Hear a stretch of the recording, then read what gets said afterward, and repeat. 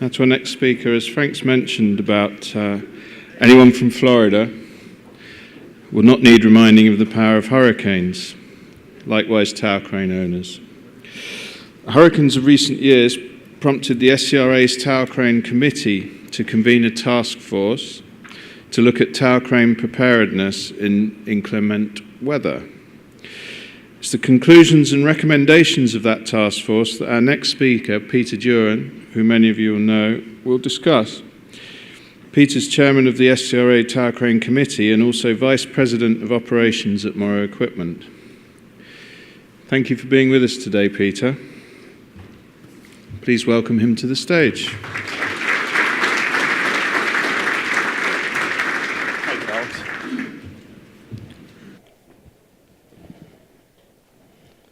I'm going to cut my presentation about 10 minutes short because I was listening to Frank and I decided to book a massage for noon. So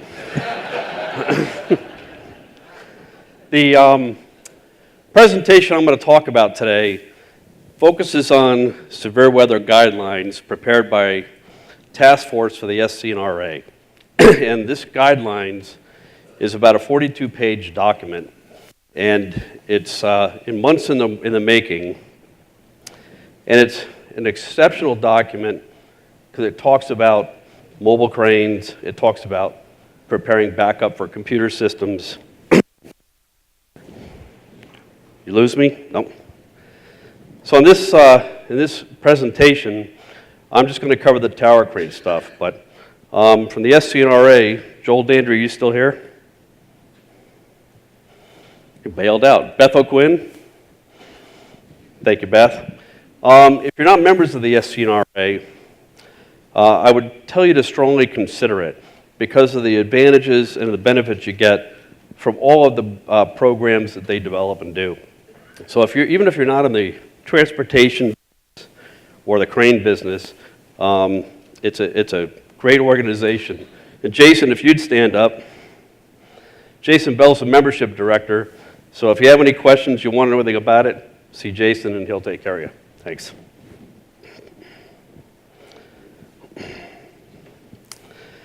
So we talk about different kinds of severe weather. One of the things that is paramount is wind. And when I talked to the engineers years ago at Liebherr, one of the chief engineers said to me that if they designed a tower crane without wind, it would be half the size structurally. We talk about different types of winds in the United States. The ones we talk about in North America are straight line winds, usually with a thunderstorm. We talk about tornadoes, which again, they're associated with thunderstorms and severe weather. And neither one of those are very predictable. And hurricanes are somewhat predictable in the sense that there's time to make plans of what's coming.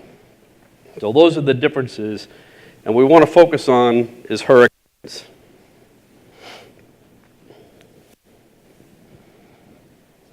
And I'm not sure where that video is from, but it's pretty good. So we talk about any kind of severe weather preparations. Number one thing is have an action plan in place. And this goes for hurricanes, thunderstorms, severe weather, ice, snow, wherever your location may be. Ensure when you have a plan together, everybody knows what it is. Have a team together, have people delegated, and know what they're doing. And have a realistic and achievable timeline. If you start planning for an event when it's announced, you're already too late. If you're planning on a hurricane, you should have started planning for the next one after the last one.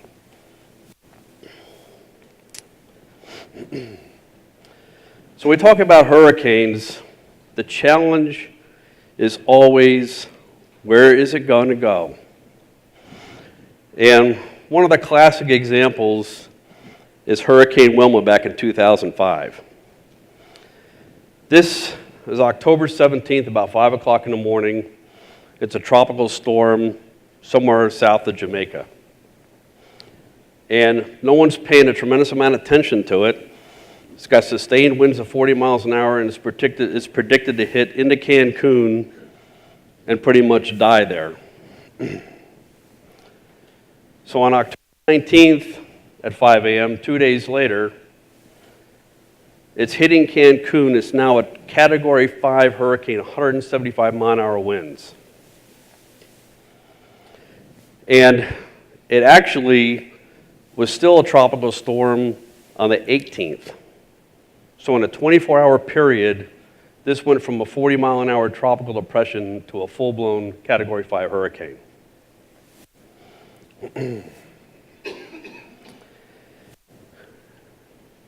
Wilma was the most powerful hurricane ever measured in the Atlantic. And it broke all records for a 6, 12, and 24-hour period where the substantially down to create one of the most powerful hurricanes ever to hit the Atlantic.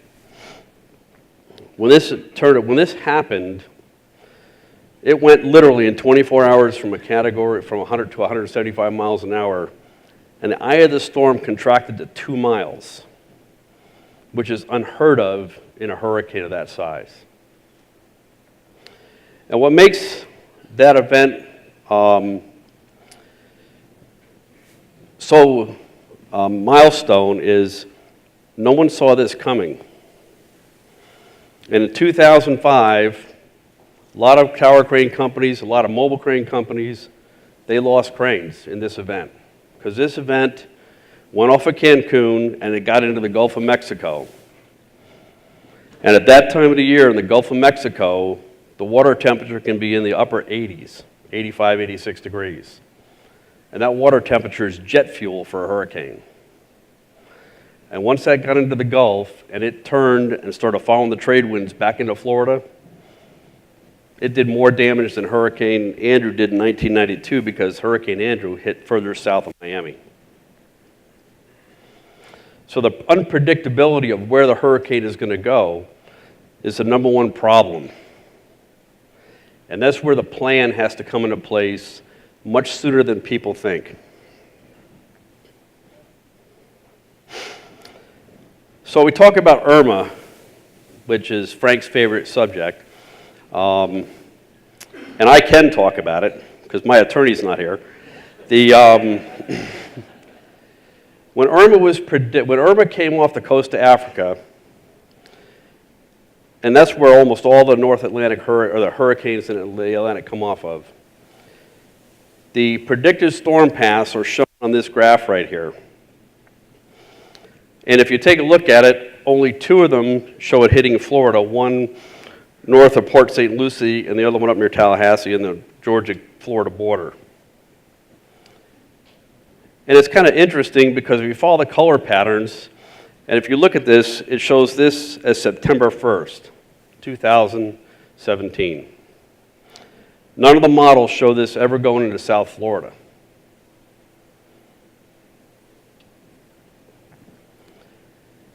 And this is where Irma ended up. So somewhere right after the August 31st, it started to bend south across the Atlantic, turned into a Category 5 hurricane, hit Cuba, and turned due north. So the problem everybody faces when trying to put a plan together on how are you going to handle hurricane preparedness and how are you going to have a plan is when does your plan start?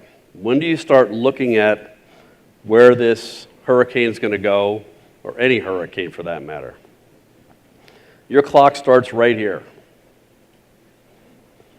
That's the time when your action plan goes into place. And this is where you have to start making decisions. And the decisions get very, very complicated, and they're very costly, and it's also a question of how much risk are you going to take. Because with Irma, it was the same as Wilma, that no one really started to pay attention to it until it got halfway across the Atlantic.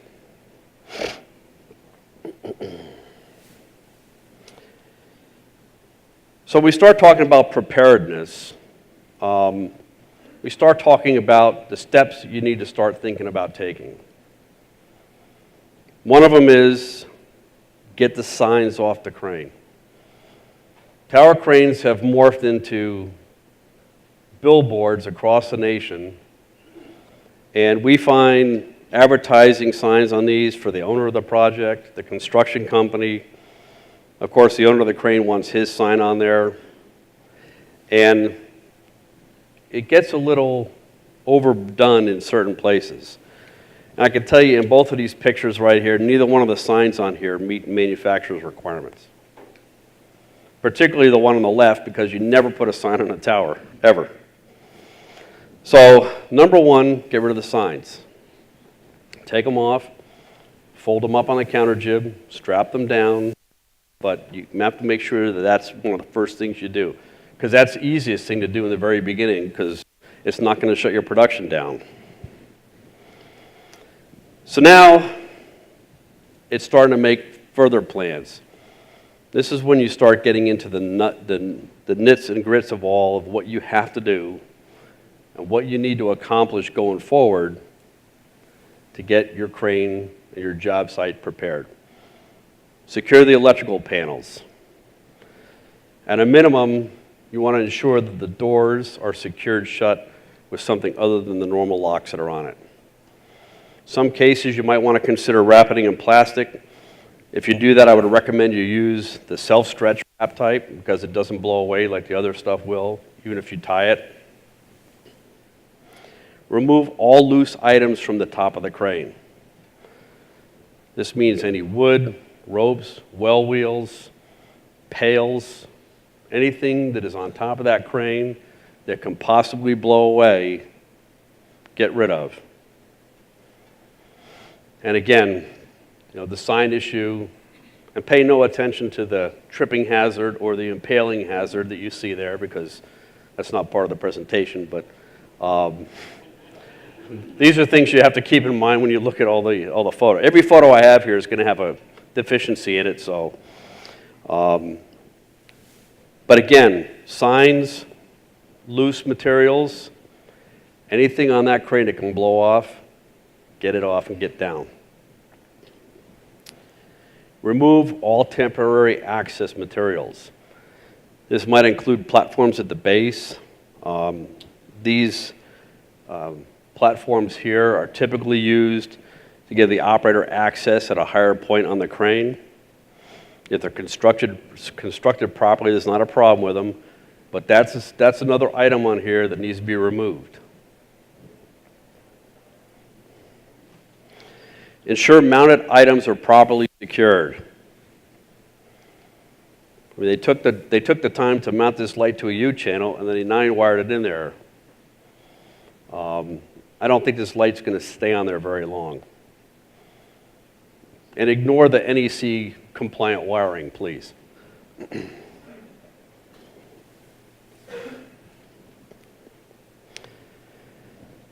Keep the foundation of the crane clear.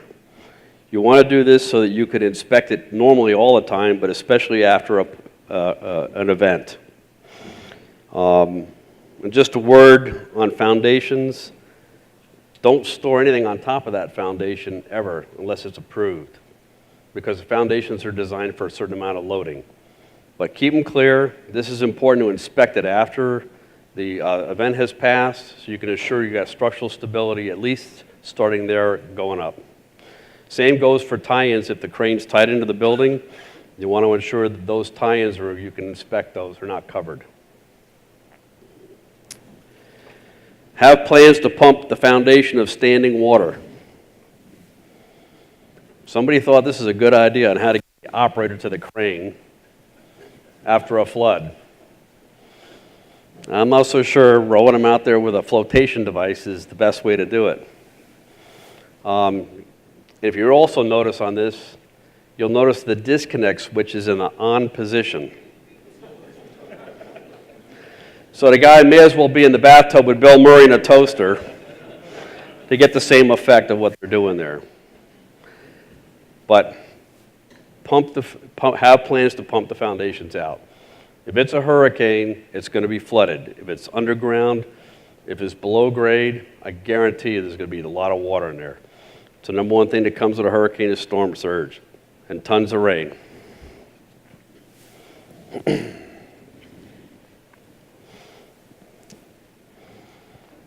So when you have a hurricane coming,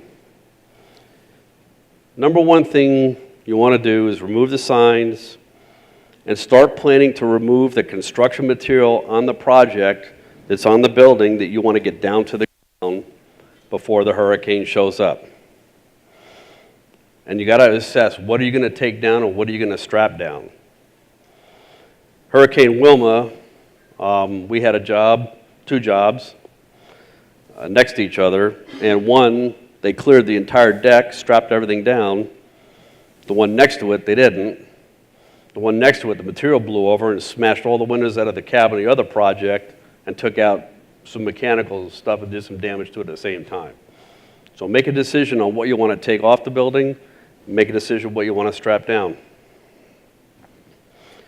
Plan enough time to climb the crane down before the window of opportunity closes. This is an assessment you have to make with engineers that are cognizant of the crane's position. So this is something that you really have to evaluate as soon as that clock starts ticking. Do you need to climb it down? How much time do you need to do it? There's very limited crews that do the work. So if you think you're going to do it 24 hours before the hurricane hits, that ain't going to happen. Schedule the crew to either climb it down or dismantle it. We've taken the tops off a couple of cranes prior to hurricanes coming, so you have to make that decision. And make sure you get them on the schedule. And a lot of times that schedule might be 4 or 5 days before you even know if that hurricane is going to hit your exact location. But these are decisions and risk management you have to make a decision on. Consider bringing in a generator to power the crane after the event, and consider fuel. And if you're going to consider doing this, get it with a generator company beforehand. This is a consideration because chances are you're not going to have power to that site for quite a while. So if you want to get any activity going on that, give that some consideration. In your planning, keep in mind your evacuation timing that might arise for the people on your project and the erection crew. Just because you want to do it 2 days in advance, if they say there's an evacuation order, you got to remember a lot of these people that work in your company, the people that are on the erection crew, they have families. And I assure you, the priority of them getting their families out of Florida is going to come way above the priority of getting your crane jack down. So keep in mind that evacuation orders, and those usually come 48 hours before an event like this. So that's one of the big considerations to keep in mind, and you'll have to work that out with your crew and your schedules, but keep it in mind for your own people, that they're not going to be there 2 days beforehand. Last, remove all the rigging from the hook, weather vane the crane, turn off the disconnect switch, and lock it out.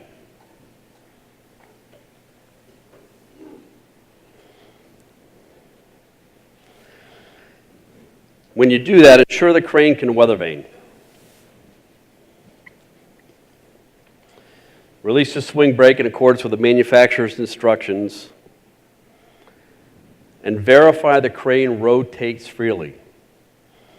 Typically, you want to have the crane parallel to the wind, release the brake, and ensure the crane will weather vane itself. Never try and restrict or retard the rotation unless the manufacturer or a qualified person tells you to do this. In 2005, we had a tower crane collapse because the operator left a swing brake on because his dad told him to do it. Crane could not weather vane fast enough. It was dragging.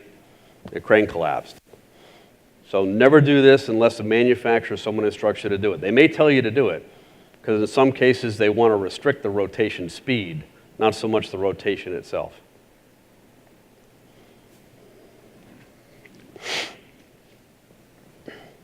So once the hurricane's gone, the fun begins.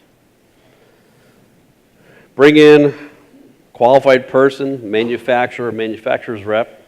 Sometimes it might even be a PE that's cognizant of the machines. Have them do a thorough inspection. You want to verify the structure of the crane is sound, foundation has no deterioration. You want to inspect the drive systems. You want to make sure water has not gotten into the gearboxes. Systems. Ensure that those are as designed. There's been no damage to those. And then when you start performing gradual operational tests of the crane, you don't want to go in and just start working it full bore again. Work that up gradually, make sure everything works. Sound.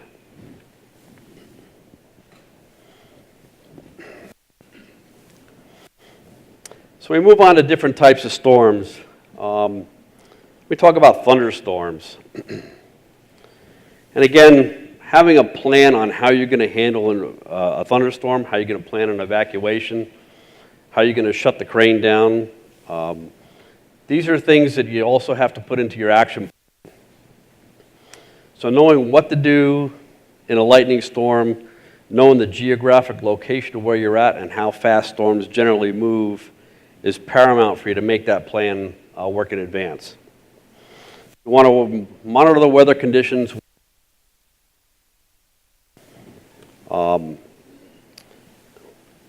You want to know what actions your personnel on the project are going to have. You want to know how much time is to put that crane out of operation into the weather vane mode. Another thing with thunderstorms, in today's world, these cranes are mostly all electronic, PLCs, very sensitive drive systems. Turn the power at the base off. Your chances of sustaining damage are far less if you do that.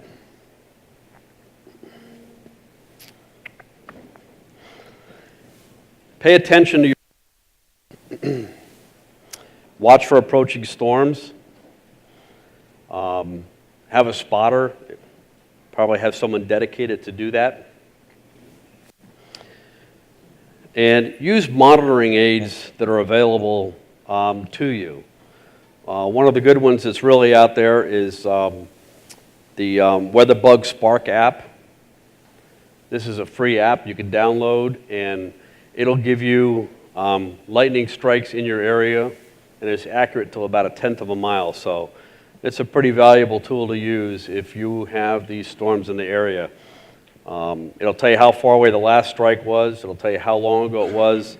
It'll also tell you seek shelter, which it probably should tell you that in the beginning anyways. But keep in mind, you have to have internet and you have to have cell service for that to work. And then NOAA, their radio broadcasts and their live feeds, plus on the internet, they give updated weather warnings also.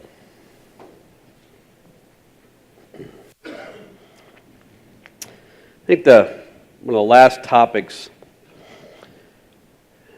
and this is not something you deal with in Miami, but you definitely deal with it in Chicago, is winter preparations. So dealing with ice, snow, you need to have a plan on how you're going to deal with these events. Ice has a multitude of impacts on the crane. Number one, it's heavy. Number two, it's slick. And number three, you got to worry about it falling off the crane if you start to work it. So plan ahead and be ready for ice and snow. You know the weather reports and know it's coming. When the weather starts getting cold, you want to consider heat blankets, insulation. Heat tape works exceptionally well on hydraulic hoses, brake systems, anything that's susceptible to having any kind of small amounts of water accumulation that can freeze up. And plan for power on how you're going to heat these devices. Most cases, the main power to the crane is shut off at the base at night, so there's no power up above to power these devices. So have an auxiliary power source or a plan to do that up above. And keep in mind also, with these new cranes that are also PLC controlled, they are very temperature sensitive, so you may, if you turn the power off at night and it's real cold, it may take an hour to an hour and a half for the panels to warm up before the crane will start. So you want to keep these considerations also in mind when you're making your plan accordingly. Have tools available, de-icing material, stored in convenient locations. You want to be able to clear landings for the operators. So having these strategically located on areas that you think are important or where they should be. This is also should be part of your winterizing plan and how you're going to handle these kinds of adverse conditions. Have a way to get rid of the ice. It's probably about the only way to do it is here. You want to remove the ice and the snow in a fashion so that it's not going to come down on top of people. So you want to barricade below the crane while you're doing this, or if you're moving the crane, you want to ensure there's no one below it until you get it safe and you know there's no ice accumulation, snow, or any falling objects on top of the crane. You want to operate the boom or the trolley slowly in the hoist. In the beginning of the day, you want to make sure the shivs turn properly, rollers and drums rotate freely. A lot of times if you get water accumulation, especially in a two-part load block, and that freezes, and you try to trolley, it'll derail the trolley or it'll pull the block out. It's just like, it's almost like two blocking the block when it's down low. You want to also ensure that there's no hard pack on the jib. The trolley starts riding up on this ice and stuff. Usually there's safety devices underneath the trolley that'll bind it. If they don't have these, there's a very good chance the trolley can derail.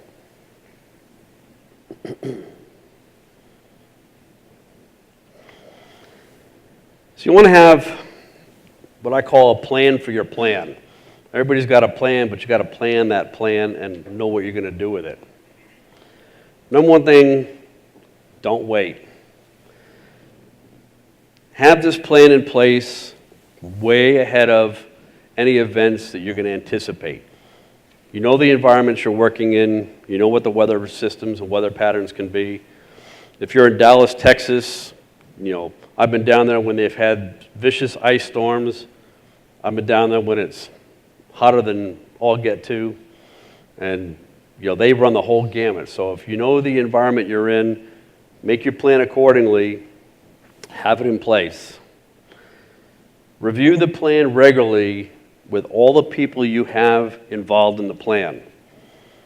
One of the things to keep in mind, especially in the construction industry, is the people on your project change. Make sure the people you have delegated in your plan, if someone leaves or someone changes positions, make sure that you have that position that they were holding filled. Otherwise, you have a hole in your plan, and then you're going to scramble when you have to go activate it. Ensure everybody knows their responsibility. You know, we have safety meetings, and sometimes these are done just as a requirement so that you have the records that you had a safety meeting. People sit there and nod and make sure that they know what they're, okay, yeah, I hear you, whatever. Make sure people know what they're doing. Make sure they know their responsibility. Make sure they know what's expected of them when you have an event. Test it. Run your drills. Make believe something's coming and you want to put this plan in place. You don't have holes in it. There's no flaws. It works the way you expect it to. Communicate.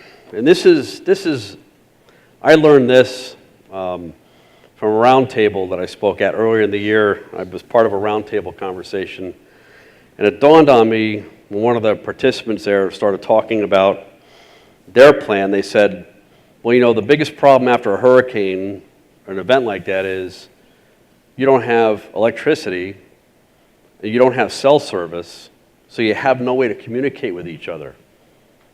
So when we talk about communications, have a communication plan in place where you have alternative ways to talk to each other.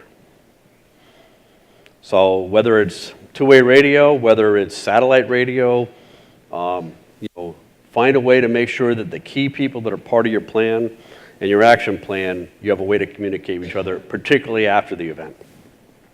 And the last thing I can tell you is plan for the worst.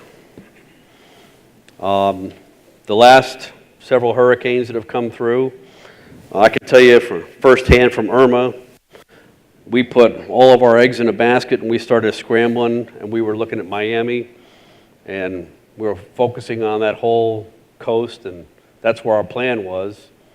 And boom, the hurricane starts turning just enough to go up the east coast or the west coast of Florida. So plan for the worst, but have that plan in place earlier than you think, because you may end up shutting your project down 4 days or 5 days early and avert a catastrophe, because if the storm passes and misses you, you're only talking a day or two to get back in action. If you don't plan accordingly, you could be down for weeks. So. And with that, I thank you for your time. I appreciate it.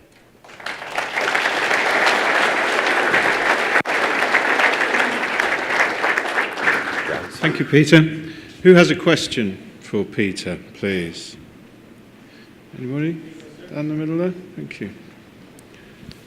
Can you offer us a suggestion of how to get your customer to agree to shut his job site down 5 days ahead of time? How do you guys go about doing that? That's exceptionally difficult. I will tell you, with Hurricane Irma, we have several customers that we've dealt with for a long period of time, and they actually came to us and said, we want to do this.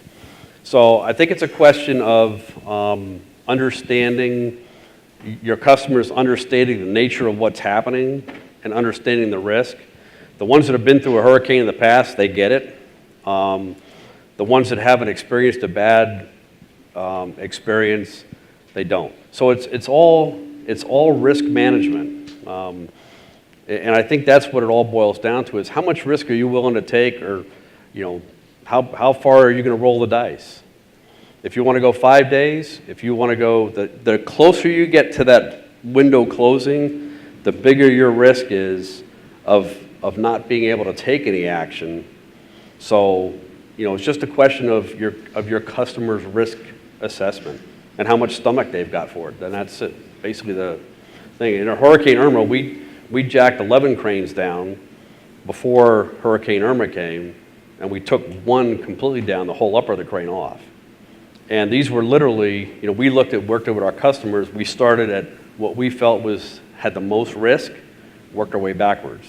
But most of our customers in that, they were like, yeah, let's do it. They all complied with you. They did, and several of them have been through bad hurricanes before. But several of them they're very attuned to thinking to themselves, okay, well, we got to shut our job down 5 days earlier. Well, everybody's going to start evacuating. No one's going to come to work, so we're going to lose this time anyways. Let's be safe, and we know that if this misses us, in 2 days we can go back to work. If it hammers us, the only thing we have to wait for is the power to come back on.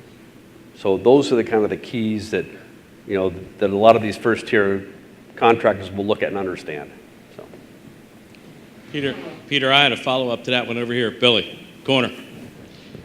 The exact same question you asked is the one I asked from the insurance side, right? If you don't act and you have a catastrophe, everybody's involved. The insurance company's involved, the lawyers are involved, the property owners are involved, God forbid the people that are injured are involved. It almost seems like the industry, as I said earlier about contracts and negotiations, it seems like what we need is a hurricane preparedness or named storm paragraph in a contract with the customer that says, 10 days prior to a named storm that's heading in our direction, we have to meet. And in a short period of time, because of TikTok and evacuation, we have to make a decision to lower all of the cranes because of manpower. Because that's the only way I think you obligate the customer into the contract to be able to act on the plan that's perfect, But if you can't execute your plan, it doesn't matter. And I think that the industry needs to work on a paragraph that allows for this communication and act to take place in a bigger window to have the meeting, a shorter time frame to make a decision, to mobilize your people. Because if you have 10 crews but 30 cranes, you're in trouble. 20 people are going to be lost. You're going to do 2 cranes a day, and that's pushing it. And the second part of that is not an insurance issue, but for you all, the benefit is who pays for taking it down and who pays for putting it up, because if you don't have it in the contract, you're kind of paying for it. And that's a challenge when it comes to your crew and the manpower and the people and the equipment, because you're going to do it anyway, but it really shouldn't always be just your responsibility to do it and take the heat. It should be a shared responsibility. So that's one thing the industry could think about as a paragraph in all contracts that talk about hurricanes and named storm heading your way, and the way to get it doing so that you can then act on it under a contract provision, not just a friendship or business provision.